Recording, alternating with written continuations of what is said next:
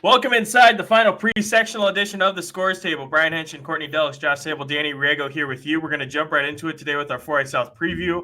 Courtney's been waiting for it. Danny's been waiting for it. I've been waiting for it. It's time for part 2 of Josh's SAB rankings? SabPom rankings. So for those that aren't familiar, like Ken Palm is something they use in the men's and women's game. It's like for advanced stats that determines winning margins. So I kind of came up with my own, I guess. The caveat is I do not have access to everyone's huddle accounts and not everyone puts stuff in max preps. So it's really just more for fun. But my model is based on 5 factors. We've got shooting, turnovers, extra possessions, strength of schedule, and recent performance. So these are my top 10 teams according to SabPom on the South Side 4A. So coming at number 10, we have Pendleton Heights. Casey Werfel is a stud. Love her game. Number 9, Plainfield, 15-7. They got 2 big wins over Brownsburg, and I just love their big 3. Kurt Binge does a great job. Number 8, Franklin Central. Coach Sabone has his girls buzzing right now. They've won 10 out of the last 11. Huge wins over Plainfield and Fishers. I love where they're at heading into sectional play. Number 7, B&L, 4A defending state champs, Jeff Allen, Chloe Spreen. Okay, you're the champ until someone knocks them out. I got them at 7. Number 6, Brownsburg. They've won 4 straight. Avery Gordon's a stud. Huge win over Zionsville last week. I think that's going to give them a lot of confidence going in the tournament. Number 5, Franklin. They won 15 of the last 16 games, conference champs, experienced group. The sum is greater than the parts with this group, led by Lauren Clem, who in my opinion is the most underrated point guard in the state, has been for years. Number 4, Lawrence North. Huge win versus HSC recently. I love Coach Thomas and their style of play. There's a huge round 2 sectional game coming up potentially against LC. Okay, we'll see how that one goes. Number 3, Lawrence Central has not lost to a team in the state of Indiana this year. They're loaded with talent. I love their draw, and I think they're getting ready for a deep run. Number 2, Jennings County. Okay, won 7 straight. Huge win on the road versus Franklin. I love their big 3, Woodard, Elmore, Ernstons. They shoot it well. They take care of it, which in my opinion is the most important part of the game. And then number 1, this is a SabPom darling. Okay, Center Grove. They shoot 40% from 3 as a team. Only 9 turnovers a game. They play against a top schedule, won 15 straight, balanced scoring.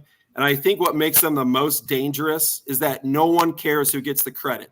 So they are my number 1, and that is my top 10 going into sectional. Real quickly, we'll play Ring Around the Rosie. Danny and Courtney, any surprises from the latest SabPom rankings? No, I don't think there's any surprises. I do think that there is something to note out, though. I mean, number 1 and number 2 on SabPom's rankings are Center Grove and Jennings County. If both of them win their sectional, they'll play in regional. So only one of those teams will advance into the Elite 8 or the semi-state. And then 3 and 4, the next teams, Lawrence Central and Lawrence North, one of them will be eliminated before the sectional championship. So the draw is so important when we talk about that going into it, but there's more fortunate teams, I think, like you look at Franklin and Brownsburg and B&L and Franklin Central now that could advance because they dodged some people. Courtney? I think when it comes to any tournament draw, there's a little luck that's involved. And like Danny pointed out there, I mean, you're not going to see the best teams in the Elite 8 or the Final 4 based on these rankings. So go back and listen to our other podcast on our draw for the state tournament, how it should be. The system is so broken, and I hate it so much. I try not to say it once we get to this point of the season because the focus should be on the girls, the games, and all that wonderful stuff. But I hate the system so much, and it's terrible. All right, let's jump right into sectional 9 is where we left off. That's a pretty seamless transition. I'm proud of that. This one is wide open. I've looked at this every different way. Pendleton Heights is the favorite, I'd say, just based off of Casey Warfel factor. Ada Humphrey, right? right? Danny, the youngster they have inside. Ada Hupfer, yeah. Yeah, they have a big piece inside. But the one hump they haven't been able to get over is Mount Vernon, and it's a bit of a rebuilding year for Mount Vernon, but they still have Ellery Minster, DePaul commit, who's having an excellent season. They avoided the side of the bracket with all the other good teams. And then in order for Pendleton Heights to even get to that point, they have to beat either New Palestine, which beat Pendleton during the season, but New Pal has to beat Greenfield Central, which beat New Pal during the season. So I don't know what to make of this group. Heads or tails, Danny, since I shouted you out just a second ago for advice, I'll throw you right now. What is your take on Sectional 9? Well, I think you're right. I mean, Pendleton Heights has put together a really good season, and Casey Warfel has been, inarguably one of the best offensive players in the state, regardless of class. So I'm hypothesizing in this one that they're going to see a lot of zone. I think Pendleton Heights is key to winning the sectional is going to be their ability to make shots. I mean, that's an oversimplification, but Warfel shot 75 threes this year. Olivia Jones shot 73 threes, but other than that, that's not what they do. If they do get zone, I think, Warfel's ability to get downhill and beat the zone up the floor, I think will be key. She's going to have to penetrate gaps in the zone, but in the end, this is going to be their ability to make shots. But if you try to check Pendleton Heights, man, she's going to own you because she's been so good. Courtney? I love talking about the underdogs, the sleepers, and watch out. Julie Shelton at Mount Vernon is a legendary coach, and they have a losing record on a record, but in the sectional, they're 3-2 against sectional teams this season. So my underdog sleeper that can knock off Pendleton Heights is going to be Mount Vernon. Josh? Yeah, I agree. I think this is Pendleton Heights year. I mean, if you look at it, they have the best player. They've had the best season. I think the only thing that gives me pause is you have to be able to shoot the basketball against Julie's matchup zone. You have to. So my big concern is Julie's won a million games. She probably wins more with less talent than any coach in the state. And she might be able to get this game at a screeching halt and just force Pendleton Heights to shoot over the top of the matchup, and that plays right into Mount Vernon's, right into what they want to do. Another thing that's a little bit of a concern for me is that Pendleton Heights is 1-7 against top 64 teams. So I think they're the best team clearly. But like a lot what Courtney and Danny are saying, Julie in that matchup zone is going to be tough for them. You mentioned the Julie's ability to slow down a game and to bring it to a grinding halt. Having covered a couple 2 or 3 Mount Vernon Pendleton Heights games, I can tell you that's exactly what's going to happen. For whatever reason, they could be averaging 90 to 100 points apiece during the season, but as soon as those teams play, it's going to be a game played in the 30s, and it is not going to be the most aesthetically pleasing, but it is going to have a dramatic finish, be it in sectional or during the regular season. It just seems to be the way it goes, and they get super physical inside. But the thing is, I don't think that it's a given that Pendleton's going to get there. Greenfield Central is a deep team. I wrote about them at the beginning of the year. I wrote about them just the other day. But 3 juniors and a freshman, Cheney Brown, Madison Cecchini, and Brooklyn McConnell. I think maybe all 3 have been up for Player of the Week at some point this year. Either way, they added a freshman to that veteran mix of kids that are coming along, and for a program like Greenfield Central that's been building up towards this feels like a team that could potentially, pick off New Pal and then shock somebody in the second round. And then on the other side of it, New Pal, they just have some really good athletes. Allie Blum, I'm most familiar with her just from softball season, covering her, playing at New Pal. She's a Kentucky softball commit, super athletic. She's kind of taken over as the face of that team for Isabella Gizzi, who graduated last year, Allie and Vivian Miller. And then we talked about, too, obviously Mount Vernon. But how about Anderson? Anderson's a team where you never quite know. They lost to New Pal or Mount Vernon by 9 and then finished the season with a double overtime win over Newcastle. Who knows what a win like that, a double overtime win, can do for a team in terms of confidence? Josh and Courtney, you can speak to that as well as anybody, where a team just randomly gets hot at the right time at the end of the season, and then suddenly they're picking off somebody or a team or two, and the bracket looks totally different than anybody's thinking. So there's just so much potential for weirdness in that group. I don't think we'll see a ton of, quote, weirdness on Tuesday night or Wednesday night, whenever it starts, just because Greenfield New Pal feels like a coin flip. I don't see Pendleton Heights losing the first round. I don't see Mount Vernon. Those would come as pretty big surprises. But after that, I mean, all bets are off, and you throw it out there and see what happens. Moving down to sectional 10, this is the big one, Cathedral. The two headliners, Lawrence North, Lawrence Central. But you also have North Central, which played Warren Central at the end of the year. They rematch again on Tuesday. Warren Central beat them by 9, I think, 5 or 9, one of the two. North Central played with LC late in the season. They played I'll look and see who else they played well against. You also have Cathedral in there who plays Lawrence North, Tech, and Addicts. Josh, let's start with you on sectional 9 or 10. Yeah, I mean, I think everyone is hoping that we get, round 3, LC versus LN. If you combine the first two games, LN lost by a grand total of 6 points, and then we said in other podcasts, LC had that game wrapped up in the Marion County tournament. LN, you mean? I'm sorry, yeah, LN had that game wrapped up. And I think, this time around, if you are LN and you're fortunate enough to win your first round game and you play against LC in the second round, I think that because Steven and LN, are 0-2 on the season against LC, you have to be able to make adjustments. You have to be able to come in, with something different this time if you want a different result. And just a couple of things, here that I would like to see that might be something that's, Coach Thomas is thinking, because obviously we know LC is really, really talented.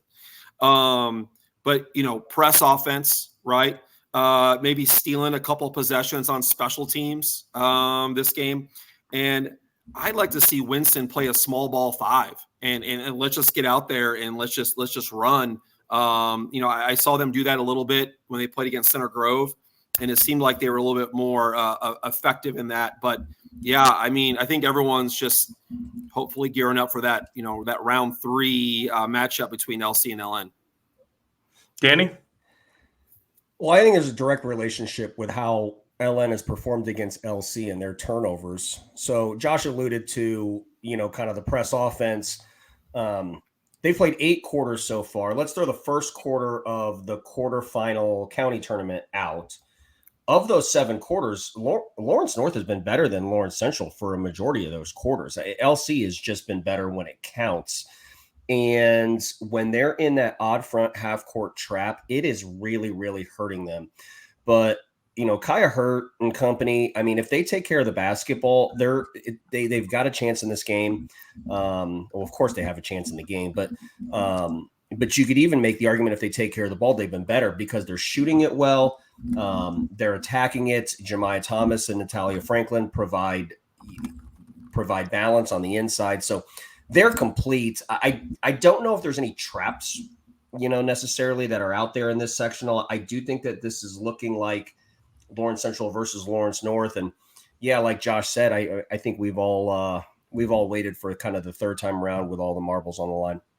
Courtney? In the North sectional breakdown, I talked about that the sectional, was it 7 or 8? The one, the Hamilton County one, is really the mental toughness sectional. And this is when I look at the North, this is the mental toughness game. It's the most anticipated game, and it's going to come down to, we talked about, can you get stops on defense? Can you do all those little things that are going to make the big difference? Can you not let your emotions get in the way of the game? Go out and play it. So I'm looking forward to this game. They got to take care of business first, but I'm really looking forward to this game. Keandria Butler for Lawrence North had 20 points on 7 of 12 shooting last time out versus LC. On the other side for LC, coming into this year, something that they didn't have last year is a healthy Layla Abdurb-Keeb. That was a big difference for them last year. Just having her working with Jayla Lampley is a big deal. I'll shout out some of the other teams in that group because the other half of the bracket is really much more wide open, obviously, than in the bottom half. That's another kind of folly of this setup is that Addicts get stuck playing Lawrence Central at night 1, which is too bad because Jamie Banks has done a great job with that program and getting them trending in the right direction among the city schools, which is cool to see. But you also have Tech on the north half of the bracket with Kayla Lacombe. She's having a great year again. She's a really talented senior. I hope some schools start looking at her. She's a really talented player and a great kid from when I've talked to her in the past. Warren Central, as we talked about, they have the Jacobs girls with Denai and Danelle.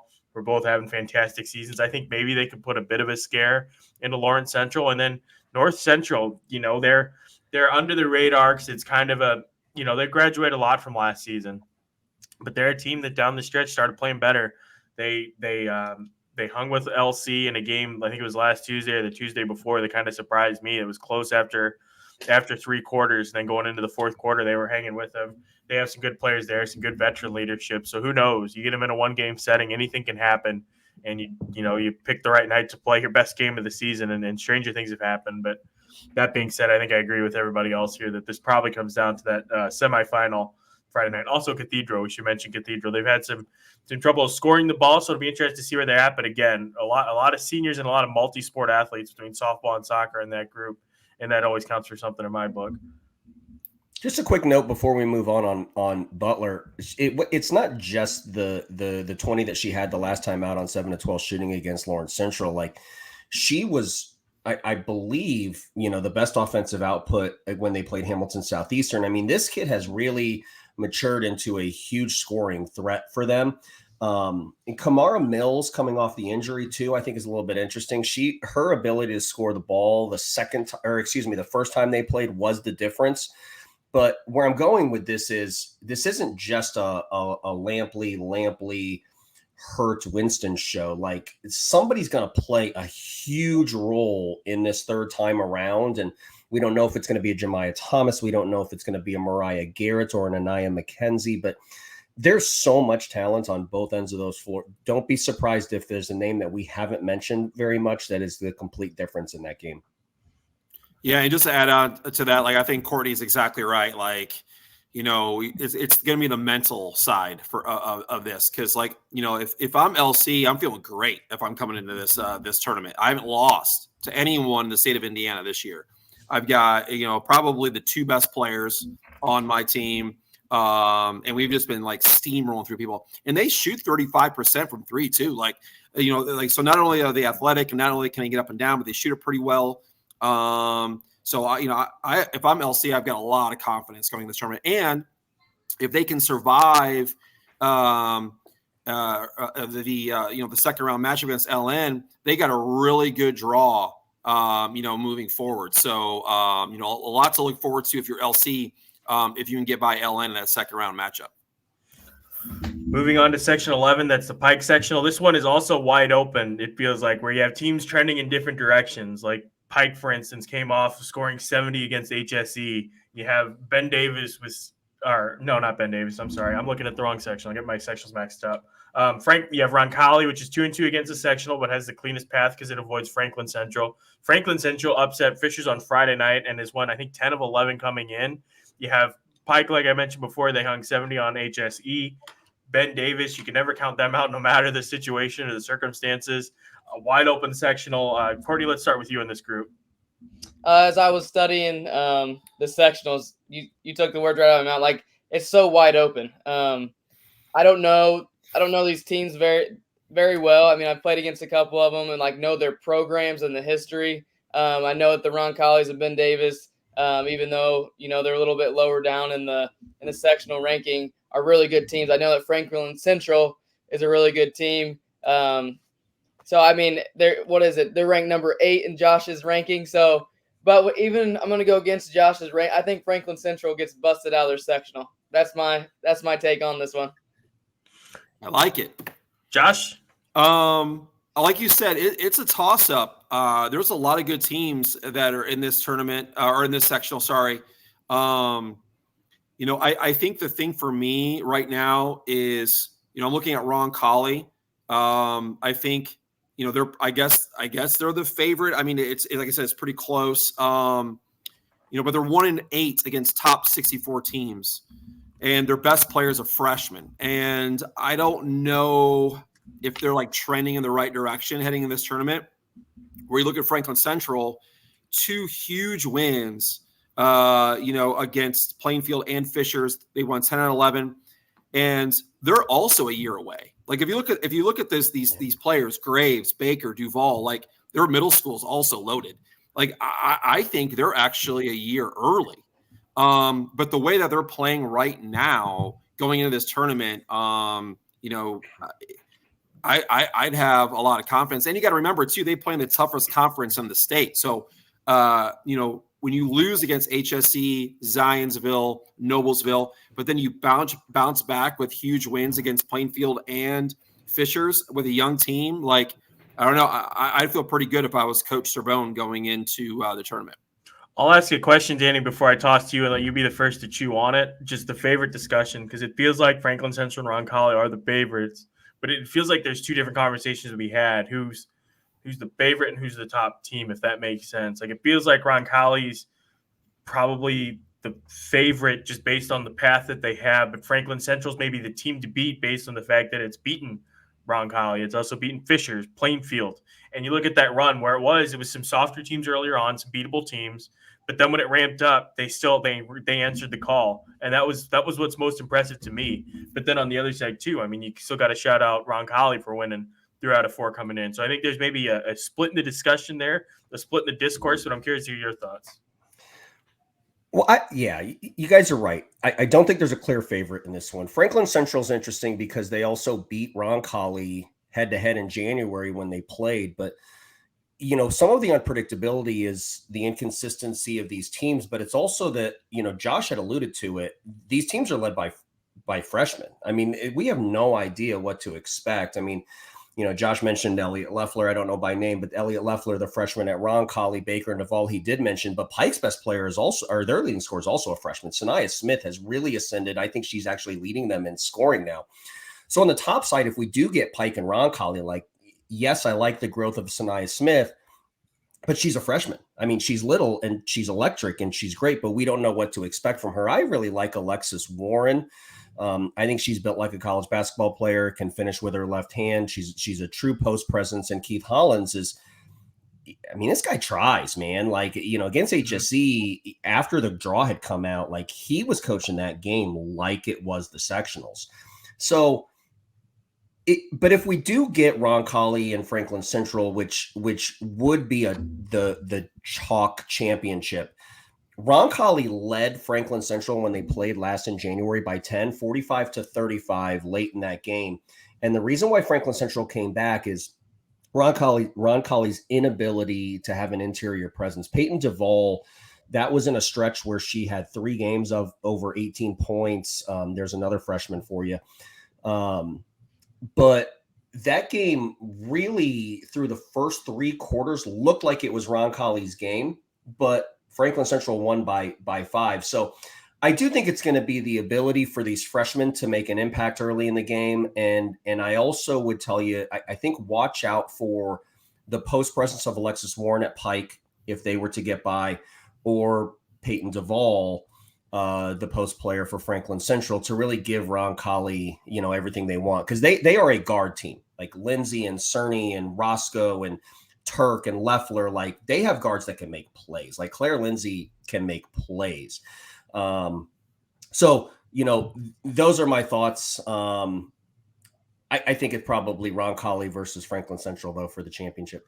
I'm glad you mentioned that about Keith and the job that he did after sectionals of coaching them up against HSE, because that was something I saw them against Lawrence Central in the county tournament. And that was an ugly game, and it was ugly late. And it wasn't a close game for most of it, and this isn't just, blowing smoke anywhere, but the girls kept playing hard, even when the game was well in hand. I mean, I think they were struggling to get to 20 points, through a good chunk of it, but they kept competing. And that's something that sticks with you when you see a team like that, especially a team that young, because it's pretty easy to crack a team's spirit in that situation. But Pike kept grinding. They kept finding little things to do right. And in those situations, in my position as a neutral observer, you try and look for little positives like that. And there were some of those little positives just in the way that they played. So I think there's something to take away from that, and just the way this team fights. And then the players that Danny mentioned for Roncalli, the Turks, Roscoe's, Lindsay's, Cerny's, Staley's, I mean, those are 2 sophomores there at the end and then 3 seniors at the beginning. So in terms of experience, it feels like Roncalli comes in probably with the most of it out of that group. Ben Davis has Zoe Wheeler back this year. She's a great leader for them and has been having a solid season. And then for Franklin Central, Lily Graves obviously is having a great season and played a big role in their ability to come back against Plainfield last week. It was. Time's just an abstract idea. Right now. I was just going to say that, like, and it was funny is we haven't even mentioned, like, probably the greatest coach of all time in this sectional, and Stan Binge. And Stan's going to have his team ready to play. So, it really is a toss-up. I could see anyone winning this sectional, really. Any closing thoughts before we jump on to sectional 12? All right, let's move it on to sectional 12. That's the Avon sectional. You have Brownsburg, you have Avon, you have Plainfield. You have them all on the same side of the bracket. Plainfield got the bye so as to avoid the inevitability, the fate that is Brownsburg versus Avon in a sectional tournament. Who wants to start it? Josh, I think it's your turn to start us on a sectional. Yeah, I would have said probably 2 weeks ago that Plainfield was the favorite.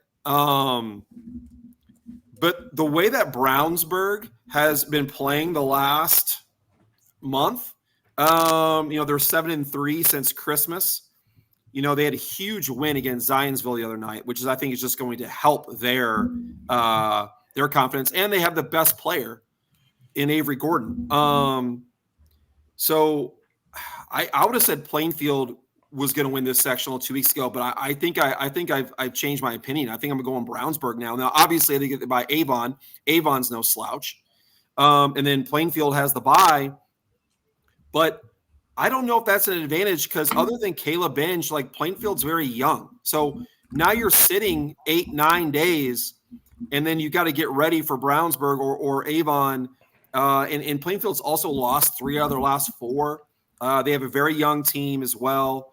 So, I probably would have said Plainfield 2 weeks ago, but now I'm leaning more towards Brownsburg. See, I think the bye might be a good thing for Plainfield because they kind of, after the county tournament, they kind of went on the skid a little bit. So I kind of wonder if you give them a week off and you give them a chance to recharge. If it wasn't going to be a bye, you'd want one of the other teams outside of the big 3, obviously. But I think in this case, a bye is a good thing because it gives them a chance to recoup a little bit, regroup, figure some things out. Berkeley Williams had a great game against Decatur Central. Hopefully that kind of gets them trending in the right direction. Hopefully, maybe that's what does it. But then on the other side too, Brownsburg Avon, it's a rivalry game. 2 teams trending in the opposite directions, which I'll talk about after we let Courtney and Danny go. But those rivalry games are always weird and weird stuff happens. Courtney or Danny, I'll let you 2 fight over who goes next. I'll take the first punch. So I agree with Josh. Brownsburg is my team out of the sectional. And when you have Debbie Smiley and Avery Gordon together, Debbie Smiley knows how to win. She has the experience of taking teams through the state tournament. She has done it as a player. And I think when it comes to the tournament time, you have got to be able to motivate your players. And I think that she is going to have Brownsburg ready to play. She's going to have them focused. And if you're just just your average fan just going on to look at the brackets and fill it out, nobody's going to pick Brownsburg based on a 12-11 record. But if you actually know and study what's actually going on, you actually watch them play, you see the trends that they've had since Christmas, Brownsburg is my team out of the sectional. Danny? Well, this will be a fun sectional. Let me try to, give things that haven't already been said. When looking at Brownsburg, let's be real. Of course, it's about Avery Gordon, but I have really developed a favorable opinion on Ellie McCullough. How this kid is only averaging 7 points per game, I have no idea. Every time I feel like I watch him play, I feel like she's getting double digits. Whether it's her performance at Indian Creek when Avery Gordon was out with a boot, the second half she was really good against Zionsville. I was at that game on Friday night. And then earlier in the year, Plainfield and Brownsburg played in a double overtime thriller. Hannah Menser fouled out of the game, and Ellie McCullough was hitting big shots there. She's a 45% 3-point shooter. So I think it does provide a nice little inside-out punch. But let's be real. This sectional really is about Avery Gordon. And I think that's also on the defensive side because I think Plainfield, and referencing back to that double overtime thriller that Plainfield beat Brownsburg in earlier in the season, I think it might have been the county tournament. Like I mentioned, Hannah Menser fouled out of that game, but Berkeley Williams made big time shots and made big time plays. But Peyton Benj, the one thing about Debbie is she's going to play man. Okay. And she doesn't care. If you want to put Avery in the ball screen, that's fine. You want to put her in switch action, that's fine. And I thought Kurt put Peyton Benj in an opportunity to have the ball between the circles to pull Avery Gordon away from the basket and attack her. And she produced particularly late in that basketball game. So I think the key, if you want to talk about the X factor, I think is McCullough. The key, I think, is Avery Gordon. But the most interesting person, I think, is Peyton Benj, because if she can be really effective, if Avery guards her in man, particularly from the outside, she's a 31% 3-point shooter. I think that could really kind of lean toward an advantage toward Plainfield. One thought quick on Avon. They're such a guard-oriented team, which makes the matchup against Brownsburg a little difficult, but they beat them once early this season for the first time and before most of the roster was even born. I think, Courtney and I were probably in our, elementary school at the time. Here we go. Well, yeah, I mean, I didn't want to say it, Josh, but, you were probably in your mid-30s, mid-40s in 2008. I might have had hair then. The glory years of Sabol. Since January 2008 was the last time that Avon did it. Anaya Smith, McKaylee Butts, and Nevaeh Arend are the big pieces out of the backcourt for them. But, I mean, you pull the one-game shocker, and then you get a Plainfield team that you beat earlier in the season. A Plainfield team that was undefeated at the time, and it cracked the rankings for the first time in a while, I believe. Well, I knew they were ranked, and they get it the first time in a while. So a lot of things can go right here, and it's set up if Avon can beat Brownsburg in the first round, which is obviously a much more difficult task than it is to formulate that sentence, despite what I'm trying to do here. Despite my ability to struggle through all of this, Jesus Louise. It opens up a little. It becomes a lot more interesting for Avon with Plainfield in the second round. You got to beat Brownsburg first and find a way, and it'll be interesting to see how their guards match up against obviously the size they recorded. Hank, one more note too, like the way the regional's set up, it's sectional 11 versus sectional 12. So nothing against Roncalli or Franklin Central or whoever comes out of there. But if you are Plainfield or if you're Brownsburg or if you're Avon and you win sectional 12, you've got a great chance at making a deep run in the tournament. So it's, sectional 12 is going to be interesting. Absolutely. All right, let's move down to Mooresville. A couple teams here to spotlight for sure. That's obviously Center Grove and Mooresville. They come in as the teams to beat. Mooresville, I saw them the other night beating up on Whiteland. They have some good size inside, those Mooresville Pios do. And then for Center Grove, we've talked about them at length and just what they bring to the table and just how shockingly efficient they are. I've got the numbers, but I'm sure somebody will beat me to it. Danny, let's start with you in the conversation of this sectional. Well, anyway, we'd be redundant talking about Center Grove. Look, they're really good. I have 2 points with Center Grove, additional points, coupled with all of the things that we had said kind of in all the previous episodes. But there's only 3 teams, HSE, Franklin, and Jennings County. There's only 3 teams that have gotten to 50 in a 4-quarter game against them. Okay, not 60, 50. Like, they're holding everybody else in the 40s. This is the best defensive basketball team in the state. But my second point is I think I need to probably stop talking about Center Grove like they're a team with great scheme and great coaching. Like, they excel in both. Yes, absolutely. But they have a ton of ultra talented individual kids also. Like Booker on I've known them.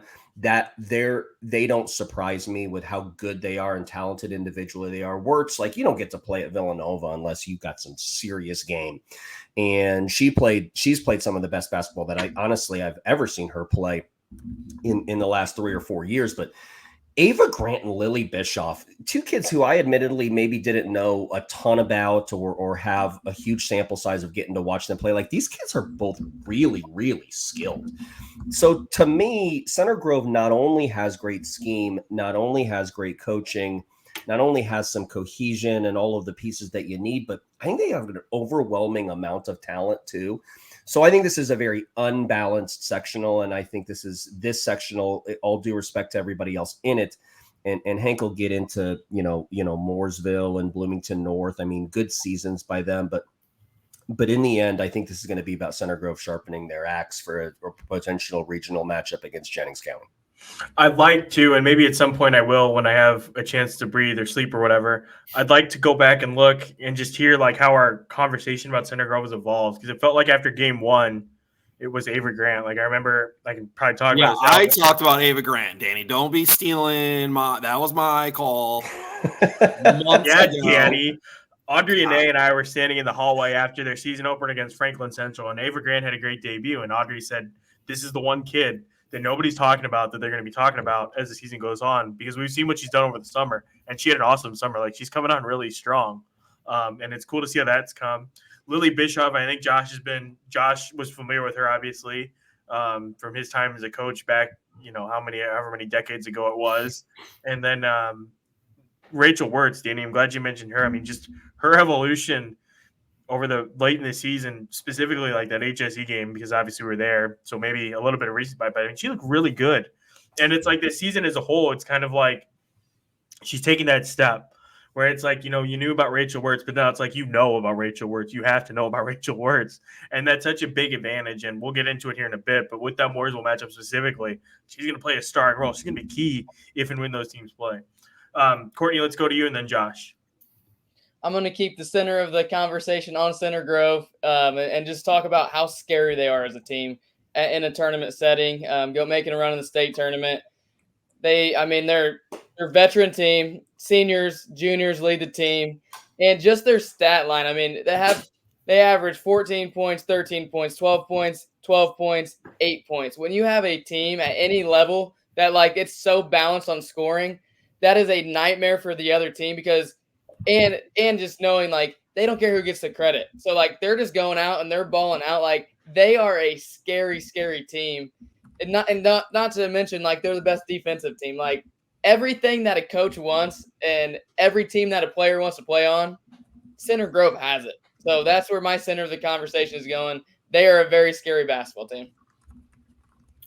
Yeah, and I'll end it with two things. Number one, I think everyone wants to talk about Center Grove's defense, and rightfully so. That's what they've hung their hat on for years. Kevin and his staff does a great job. Best half-court man-to-man in the state, not even close. But the difference between this team and previous teams is offense. They're scoring 62 points a game.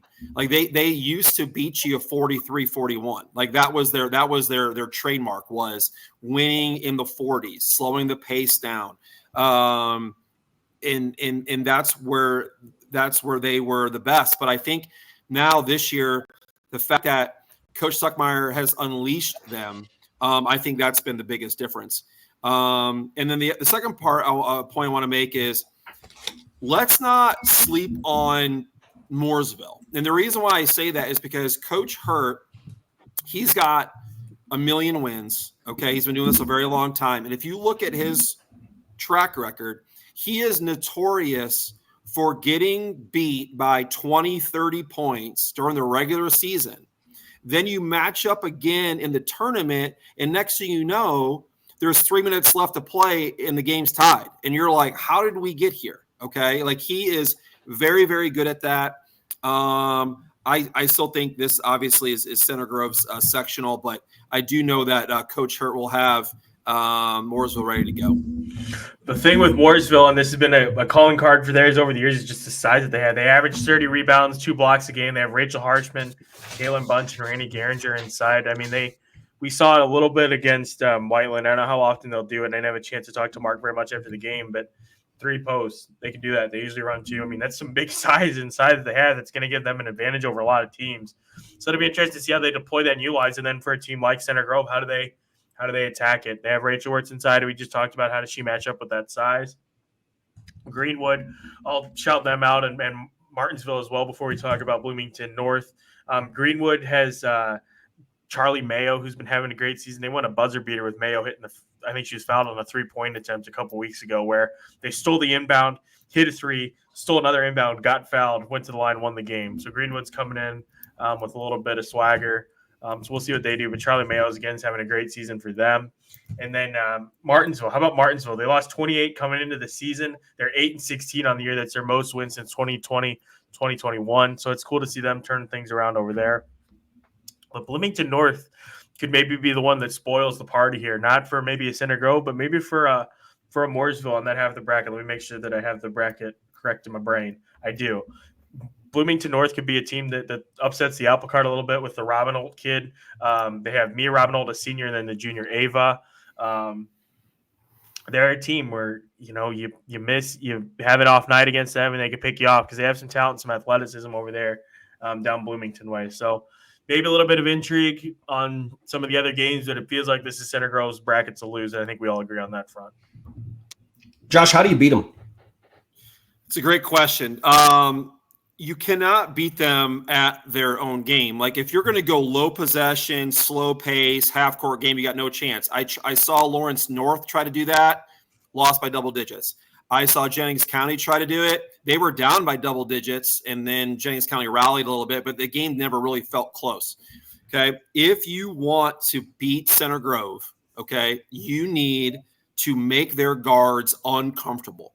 Other than Lily Bischoff, they don't really have a ball handler. And the fact that other teams let her dribble the ball up like 60 feet without any type of pressure to me is wild. I would say also mixing up your defenses. Like you have to have like some odd front defenses. You have to have some even front defenses. You have to mix it up, and you have to change your pickup points. Like sometimes we're picking up Lily Bischoff at 84 feet. Maybe we pick her up at the free throw line. Maybe we are stunting and then we fall back into half court. But you cannot allow them just to like walk the ball up and get into their sets and run their continuities, because you are not going to beat them at that game.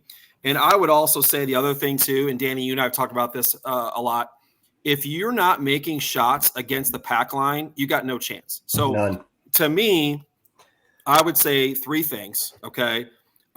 Pressure their guards, okay? I would say changing up your defenses, odd fronts, even fronts, change the pickup points, and then you have to make shots. And if you do those things, I think, you can beat Center Grove. But, we've seen it play out this whole season. Like no one has really, been able to do that. So it'll be interesting to see once we get going here. Any closing thoughts on that sectional? All right, let's jump on to sectional 14. That's in Whiteland, another one with the clear-cut favorite, that team being Franklin. I was watching them live. Danny and Josh, I know you guys were watching them on stream. Franklin, that is, they coming off a loss to Jennings County, a game where Julian Woodard, who we'll talk about here in a bit, took over and dominated the second half. That was crazy to watch. It was impressive. It really was. Some other just minor notes here. Shelbyville has Ava Wilson and I missed the name. They have Ava Wilson and Ella Johnson. Ella Johnson is the one who set the single game rebounding record twice this season. Whiteland, they're coming off their first winning season in a few years. Now they're trying to win a sectional game for the first time, and I believe it is 4 or 5 years. So some interesting storylines there, but it feels like, again, if Franklin handles their business, they'll be the favorites and should win this thing with little to no resistance. Danny, I'll start with you. Well, I love Franklin. And I think Franklin is the beneficiary of a great draw. I think, ironically, they're one of the teams that present the biggest challenge to Center Grove and Lawrence Central. But they dodged them both. I mean, Jennings County wasn't as fortunate as Franklin was, because now they have Center Grove in the regional. But I love Franklin, and I love their system, and I love that they have an identity. And this is something that I've said on this pod several times already, but they flood the weak side of the floor. They value the 3-point shot. Everybody understands their role and stars in their role. I love watching them. I love the buy-in that they get from the kids, but I also love how they developed these kids. Like, they have programmed kids, and they have big game DNA because of their experience. And some of this is a credit to Josh on our podcast, but we were texting during the Franklin Jennings County game, and you look at a kid like Sappenfield. I mean, Josh, you had mentioned that she was, I think, maybe kind of the 8 or 9 range, even on that state championship team. She was coming off the bench after others. And now look at her. Like, she's playing a major role on this basketball team, and she's not the only one. So I think they're balanced. But what I like about them, and the reason why I say that they present a huge challenge down the road, maybe not necessarily that they'll get challenged in this sectional, but they spread the floor so well. So I look at a potential matchup maybe against an odd front half court trap like Lawrence Central could provide them, because they are so accustomed to throwing the long diagonals and making the extra pass and spreading the floor and understanding where everybody is. That system does put them in a good position to be able to attack a defense like that. So for me, the headline and the story is Franklin, and that's what I got. Courtney? I'm going with Danny as well. Franklin is the overall. I mean, I think of all the sectionals, I would say this one is like the one is like everybody knows it's going to be Franklin. So I'll talk about their team a little bit. Balanced scoring, averaging, same thing like I talked about the last sectional. We have 13 points a game, 12 points a game, 9 points a game, averaging 8, averaging 7, averaging 7. When you have any team that has that balance of scoring, and they're a very veteran team led by all seniors, juniors, like that team is gonna run through their sectional and they're gonna have a chance to make some noise in the regional. Joshua? Yeah, I mean, what else? What is there to say? Like, this 2024 class, like, I owe this group of girls, like, they made my coaching career. This 2024 group: Brooklyn York, Erica Buning, Emma Sabenfield, Kennedy Urban, Lauren Clem, Scarlett Kimbrell. Like, I love those kids. Like, they gave me everything they had, and we had just magical seasons when we were together. They're super competitive. They hate to lose. And all they've been doing is winning since they were in second grade. So winning championships, having that DNA, that championship DNA, like, they have it. I think they got a great draw as well. And I think the one player that is a huge difference maker, and I said it earlier, is Lauren Clem. Like, she's going to guard you 84 feet. She's going to, guard the opposing team's best player. She never turns the ball over. Courtney, you would love playing with a girl like this. She's going to guard 84 feet, the best player, and she's never going to turn the ball over. Her assist to turnover ratio is ridiculous. It's like she's averaging 5. Yeah, it's absurd, and she gets no credit at all. All she does is win. And to me, that's what's the most important thing here. I think that they are going to make a very deep run again, and I wouldn't be surprised if we see them, go to the Final Four or beyond. If you want a team to go against the grain here, might I suggest Columbus North? They put a scare into Franklin last year in the sectional. They nearly picked them off. Mike Armstrong and I were talking about that the other night. They have Kaylee Harmon, Miley McClellan, Hadassah Hurt, and Avery Johnson. So maybe Columbus North makes a game of things and keeps things interesting. But then, like I said, I mean, there's some other cool storylines. Shelbyville with the record-setting rebounder, and then Ava Wilson's a great player. And then as well with Whiteland looking to take another little mini step in their progress.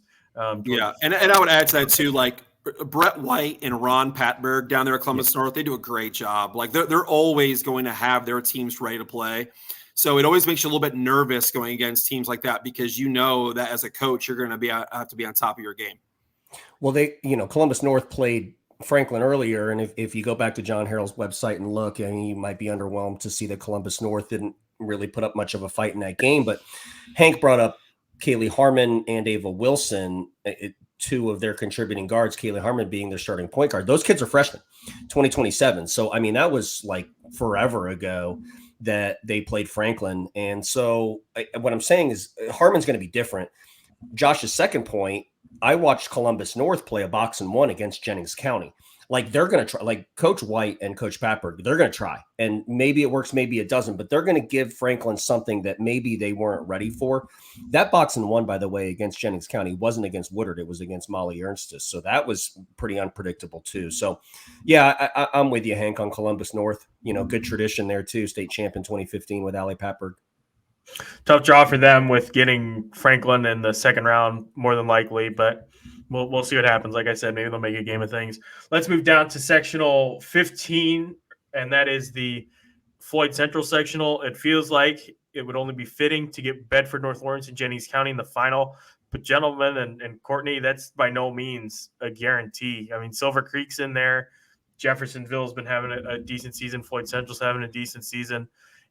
There's a favorite, obviously, in Jennings County. But after that, it's a lot more muddy than what I was expecting to be coming in the year. Danny, I'll start with you. Well, I've seen Jennings County win on the backs of different players, which makes them so impressive. Like, they look tournament ready to me. And just the other night against Franklin, they scored 51 points and got all 51 of them from their big three, Woodard, Ernstis, and Elmore. So they're extraordinary. But I've also seen Molly Ernstis hit 7 threes to pace them in a game. I've seen them play through Woodard, which I think, of course, is their preference. I mentioned the box and one that Columbus North put on Molly Ernstis.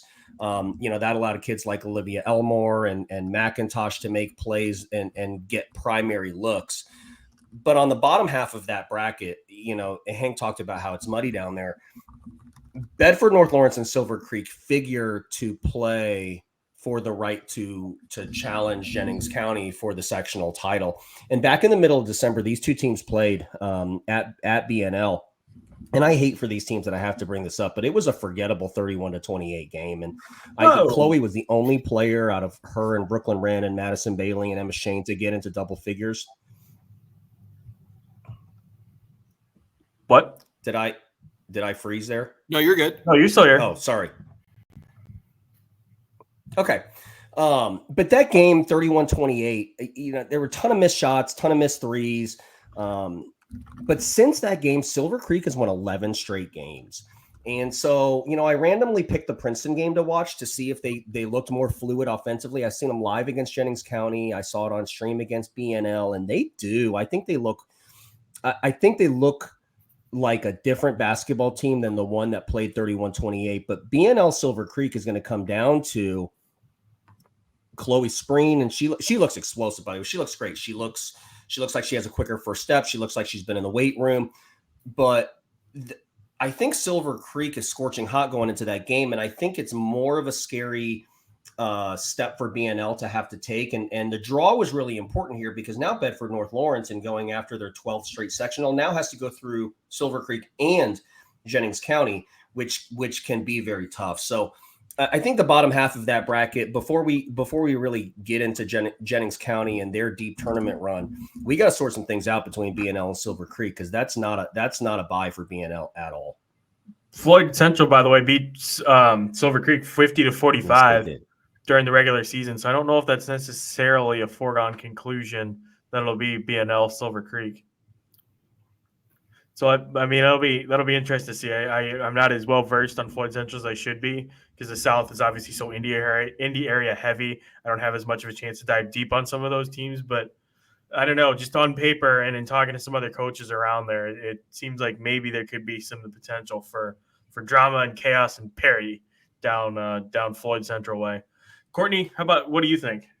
Yeah, I think Silver Creek, they lost to Floyd Central, December 7th by 5. They lost to Scottsburg December 12th by 3. Then that BNL game on December 14th by 3 points. So they lost, what is that, 5? I'm doing my math here, 8, 11, by 11 points in 3 games in like a week span. So it's like they were trying to figure things out, and then they just went on a tear. So if I'm BNL, I'm not overlooking Silver Creek at all. Like, that is going to be a tough ball game they have to get through. But I think Jennings County, again, I like looking at, the balance of scoring on teams, and that they're so balanced. I mean, they have their big three. They're going to play through them. They have the experience, and I really like the Jennings County coming out of the sectional. Josh? Yeah, I mean, this sectional is loaded. I mean, like you said, you've got Silver Creek at BNL, you've got Jennings County. It's at Floyd Central. Floyd Central, had some success against some of these teams earlier in the year. So it's going to be a dogfight. I expect all of these games to be really, really competitive. I know that Jennings County beat BNL by 17 during the regular season, but that's the regular season. That doesn't mean anything. Like, you have to slay the dragon. BNL has won 13 straight sectionals, something like that. Like, so until they're out of it, BNL is still the team to beat. And I think Jennings County is going to have to, kind of get over the hump. But I still like Jennings County here. I just love their body of work. I think their big three is fantastic. They play the right way. They shoot it well. They take care of it. They're very well coached. The games are going to be very close and competitive, but I like the way Jennings County is playing right now. An additional point could be, a little bit of a changing of the guard too. I mean, this could be a little bit of the end of a dynastic run of BNL. Like, if you look at Jeff Allen, their coach, and I don't know if it's 11 or 12 straight sectionals. It's one of the two that they're going after. But, Jeff Allen Coach Jenna Allen, who was an Indiana All-Star, graduated in 2015. Coach Jory Allen in 2019, who won Miss Basketball the 4 years as he has now of Chloe Spreen. His right-hand man is actually Chloe's cousin, Chase Spreen. You know, who knows? Chloe graduates. I know Jeff has toyed around with the idea of moving, hanging it up. I mean, I have no insider information. I talked to Jeff, but not about that. So this could be a very interesting, turn of events in the south side of the state and maybe the end of a BNL dynastic run. And that might be enough to just motivate them too, to just kind of keep that going and keep that alive. They'll be prepared for Jennings County. They'll give them something different if they can get there. But this one is really, really interesting. How about what Julianne Woodard did against Franklin? I mean, she dominated that third quarter and second half. That was unreal. Where they just kept feeding her inside, and she took over that game for Jennings County. That was really impressive. Yeah, I love Woodard's game. Like, I joke, but I'm I'm actually pretty serious about it. Like, she reminds me of Jokic so much. Like, you can run like zoom action where she's like on top of the key and you just reverse the ball, and then now like you pick your poison. Like, if you're a big and you're guarding her, she's just going to shoot her over the top. Like, she can make threes. She loves to get to the elbow, like top of the key, and shoot those little jumpers. She kind of has that little like Nowitzki move where she'll catch it in the pinch post and she'll pivot and she'll fade away and knock down shots. And then if she's got a smaller defender on her, she's just going to bully you inside. Like, I just love her game. And I think probably the most underrated part of her game is her passing. Man, can she pass? And when you have big physical guards like Elmore and Ernstis, like, I just love this big three. Danny, you worked with Julianne a lot over this summer, and I know you and I have talked about this before. I think just when we first actually were discussing this podcast idea, one of the players we talked about, I think, was Julianne. And for me as an outsider, it was really cool just seeing her progression and the way that she shot up the national rankings, the Michigan State commit, and just how her stock rose, it seemed like, from the end of last year to this year. What did you see from her in terms of specific growth? Like, what areas have you been, as one of her trainers or whatever, what have you been most impressed with that young lady? Well, she added all three levels of scoring. I mean, she's so involved, and Christy does a good job of kind of leaning into that. But when she first came into high school, Julianne Woodard was a kid that you would throw the ball to on strong side block, and she would produce. I mean, she was probably shooting upwards of 60% from the field. She developed a little bit of a mid-range game, learned how to play with 10 feet facing the goal. But I think, and I can't remember the exact statistics. If I known I had gotten this question, I would have looked it up. But I think she only shot like 6 threes, I think maybe her first or second season, something like that in high school. And now she shoots them on the reg. I mean, she'll have basketball games where she'll shoot 6 threes in a game. So I think her versatility and being able to move, 10 toes facing the basket and move out to 22, 23 feet, and also handle, like she's probably the best rebounder in this sectional. But she can grab defensive rebounds now and take it up on her own. And Josh has talked endlessly about her passing, and that's absolutely right. It's not just from pinch post action too. It's also in transition. So now that she has some weapons around her, I think that's one of the reasons why Julianne Woodard's been so good. And I subsequently Jennings County as well. To Danny's point, that was my fault for throwing him on the spot there. 3-point attempts by Julianne Woodard. 3 of 9 as a freshman, 9 of 35 as a sophomore, 39-102 as a junior, and then 20-67 this year. So pretty efficient. Yeah. Just shooting it's right a good up. Trajectory. Yep. One player that I want to shout out that's more of a shameless plug in innings, Olivia Elmore. And just, the journey that kid's had coming back is just unbelievable. And you watch her play, she is fearless out there. She is one badass kid. She's a dog, dude. I love watching her play. So much fun to watch play. She's fearless out there on the floor, which is, when you read the story, you'll understand why that's such a unique characteristic and trait of hers. But great kid. Really one of those kids that's really easy to root for, just with everything she's been through and what she's gone to battle back and to have the basketball career that she's had. It's pretty awesome. One last section as we close out what will be an over 2-hour extravaganza.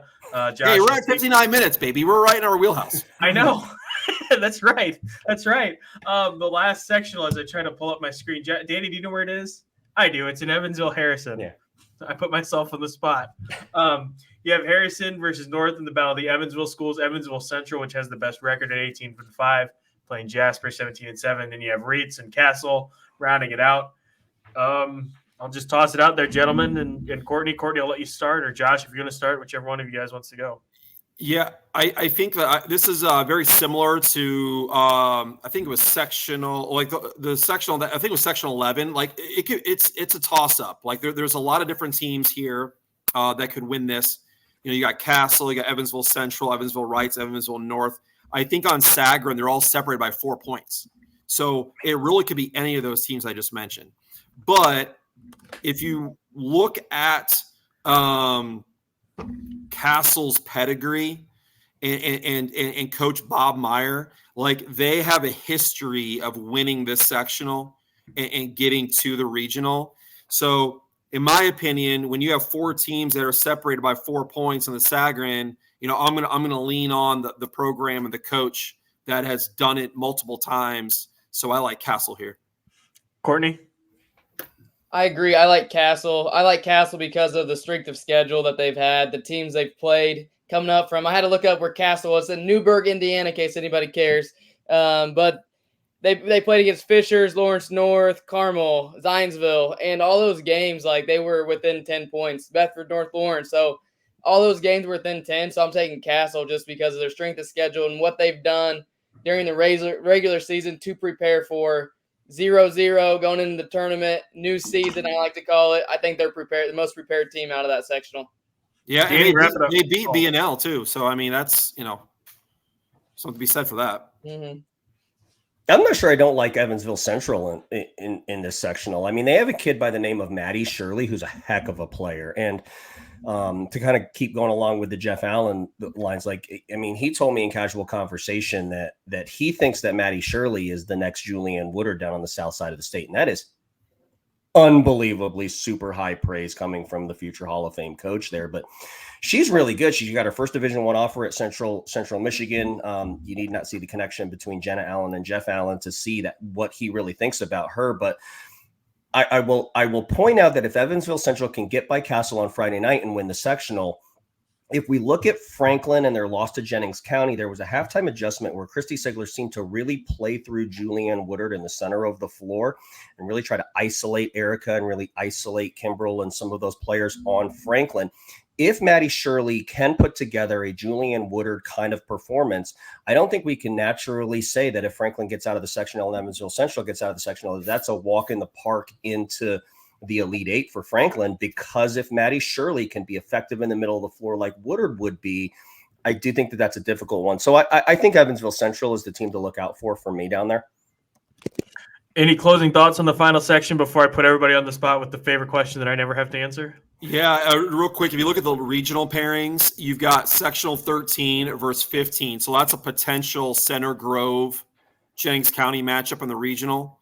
That could be like a state championship Final Four level game. And then you've got Franklin. I'm sorry, you've got the Whiteland sectional against the Evansville sectional. So it's gonna be interesting. I love Franklin's draw. And I think the winner of that Center Grove, Jennings County regional potential game, the winner of that one could also make a pretty deep run. Ready for the question that everybody loves? Well, I love. Everybody else probably hates. Who are you guys picking out of the South? We'll start with Courtney and work our way around up to Josh. I'm going Center Grove. Center Grove's my team. Somebody once said that they kind of this team reminds them of Jay Wright's Villanova teams. I think that was Josh Sabol told me that one time, and I have to agree. And those teams were Villanova teams of Jay Wright were freaking studly. So I'm going Center Grove. Daniel? It's really hard for me not to pick Lawrence Central here. I mean, there's a lot of people that have this narrative that Lawrence Central is the most talented team, but Center Grove is the best team. Jennings County is also a huge candidate. I think it's going to be one of those 3 teams, but I'm going to go with Center Grove also. It breaks my heart not to pick the team out of North Vernon, but the reason why Center Grove for me is because of the defensive prowess that we had talked about before. I've watched them play lockup D. I mean, but they can win in multiple ways. I've seen them win in dominating fashion. I mean, LN, HSC, and Jennings County, I think their average margin of victory was 15 points in those 3 games. I've seen them outscore teams. So not on the defensive side. I've seen them win on the offensive side. And I've seen them execute late too, in like overtime games like Indian Creek. So when you have the ability to win in multiple ways, doesn't matter how a game plays out in the postseason, doesn't matter the style, you can win in that game. You don't have to have it in your style. I think that's going to play in Center Grove's favor. So for me, in 4 weeks, the other half of Gainbridge is going to be red, Center Grove. Josh, bring us home. Yeah, I mean, We're sweeping. I feel like No. I'm going to go Lawrence Central. Oh. And the reason why I'm going to go Lawrence Central is because I don't think Center Grove has seen pressure all year long.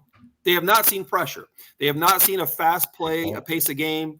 They didn't see it against HSC. They didn't see it against Jennings. They didn't see it against LN. I think the level of athletes and the level of pressure could present problems for Center Grove because they don't have a game that you can draw on over the course of the year and say, hey, guys, remember when we were in this situation? And you can't replicate Lawrence Central's length, athleticism, and pressure in practice either.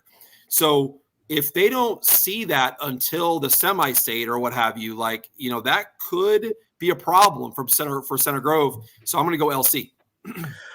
There it is. Their picks are in. You can read my sectional picks online at IndyStar.com. I picked for all the Central Indiana sectionals, Class A to 4A. It's a lot of picks in there. So a lot of opportunities for me to really flex my intelligence and look like a total moron when I get everything wrong, which is really exciting for me and a great sign of my credibility.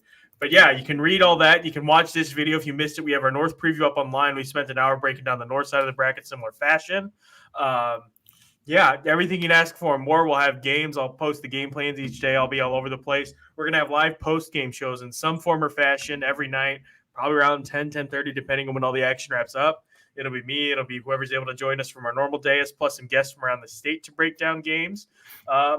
Yeah, it'll be a lot of fun. I'm looking forward to it. I think I'm right there with the players and everybody else in that I just kind of grinding through the last week of the regular season and recharge tomorrow, and we'll jump into the fun and games on whatever day it is, Tuesday. We thank you all so much for listening. If this is the last time you see us because your team gets bounced, but you've been with us all year, we thank you so much. If this is the first time you're watching us, great. Welcome aboard. This is a wonderful program. Danny really carries us. He does a great job. Courtney's the brains behind the operation, and Josh here to look pretty. And I just run point. But yeah, so anybody who taps out after this, thank you all so much for watching, and we will be back with you on Tuesday night.